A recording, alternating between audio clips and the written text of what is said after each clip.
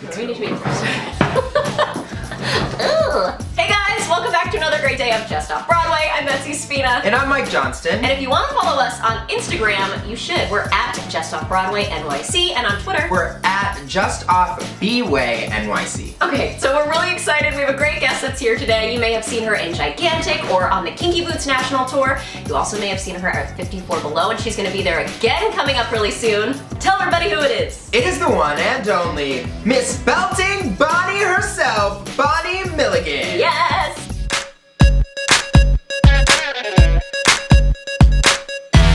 She's here! Let's dive into questions. Okay. First, of course, we have to talk about your incredible belting ability. Because what? Has that been something you've always been able to do, or have you No, I mean, when I was growing up, I did much more of the ingenue kind of singing, if you will. And then in college, I was in a voice class, Kristen Linklater. We were going through resonators, and as I started doing it, I was like, oh, this one warm-up almost sounds like singing, but I'm not really singing, but I'm very high in my register right now, and nothing hurts, and everything's free, and and so I just started applying it, and I was like, I feel like I could get a high belt out of this. It started coming out, and I was like, okay. And then I got more comfortable and finally I was like, okay, that's how I sing. You took your belting skills on the road not too long ago in the first national tour of one of my favorite shows currently on Broadway, Kinky Boots. Love it. What was that like? Oh, so fun. I've been dying just to meet Jerry Mitchell and Stephen Aramis. Are you kidding me? His name is on every CD I love. When I walked in the room, there was Jerry and Steve. It was insane. Oh my gosh. And then to get to work with them, and then Harvey and Cindy were really hands-on, and they would come in and, Cindy Lauper became Sin. And you're like, what? The whole team, the whole creative team was awesome and so open to helping us kind of create the tour version of it. They're also just open to bringing in your own heart and what it is. And so it's just really special. And I got to meet Reba McEntire while doing it when we were in Nashville. I was sobbing before the show. Somebody was like, are you okay? And I was like, it's just, I used to watch her perform and I'm just watching me perform and it's too much. I was just sobbing. Check the Instagram, it's on there. The video was on there of me. Okay, I'm gonna crying. immediately. We're gonna double tap that. Let's talk about a show that you were just in that just closed, which was such a cool experience. Yes. I'm sure. Can we talk about Gigantic? Gigantic was a hilarious, very campy, if you will, musical set at a fat camp by Tim Drucker and Randy Blair, co-wrote the book, and then Matt Royberger did the music, and Randy Blair did lyrics as well. It was a really fast process. I actually got back from being on the road, and I started rehearsals that day, and it was 3 weeks of rehearsal, 1 week of tech, and then we were in Vegas. So it was crazy, but awesome, and Scott Schwartz directed, and Chase Brock choreographed, and a really, really talented, amazing group. Speaking of all the places you performed, 54 Below, where we met this one, where you performed with Mr. Matt Doyle. Matt Doyle. What is it? I mean, 54 Below is a big deal, and you are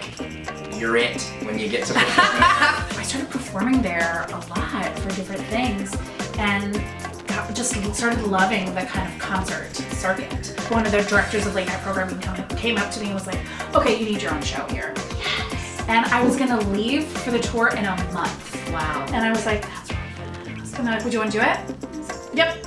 And then I asked Andy Einhorn to be my musical director. Andy's Audra McDonald's music director. He was so wonderful and instrumental in making me feel at ease and helping me plan the whole thing, because that's what he does. He works with Audra so much, he works with Laura Osnes so much, because they did Cinderella together and they go off and do concerts all the time, that I was like, I want to do a Disney princess medley because I'm obsessed with Disney. And he's like, let's do it. So we start talking, and then randomly, Laura and we did a workshop together. So we became friends. So she texted me. I was like, oh, I'm just leaving rehearsal with Andy because they're good friends. And I'm like, if we're doing our concert, do you want to see it? And she's like, casual. Yeah, I'd be so honored. She's the sweetest person. So I immediately texted Andy, Laura wants to join. What if we put her on the Disney Princess medley? I probably watched that 1,000 times on YouTube. It's so great. That was how I was surrounded with the best to put that together. And Matt, he and I met doing Jasper and Deadland and became very fast friends.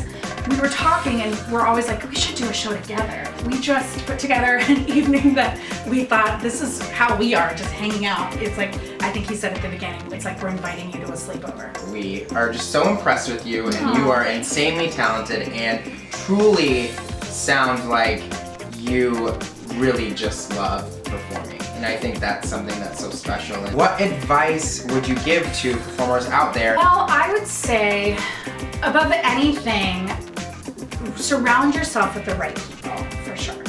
It can be a very hard business. It can be a wonderful business, but it's not easy, I'll say that. So it's so important to kind of know who you are as a person and to have people around you that support that and love you. So loving yourself and loving what you bring to the table is most important. I had plenty of people tell me I never work because, you know, a myriad of things.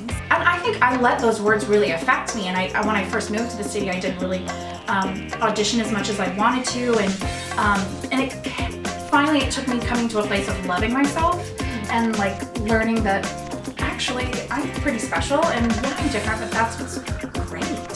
And so once you can kind of embrace that and walk into a room and say, this is what I have, and if you're into it, let's do something. What you need to know at the end of the day is the other person on that side of the table is desperate for you to be the answer. So if you walk in knowing they're on your team, cool. I just love that advice. If people want to follow you on social media, which I know they do, where should they look for you?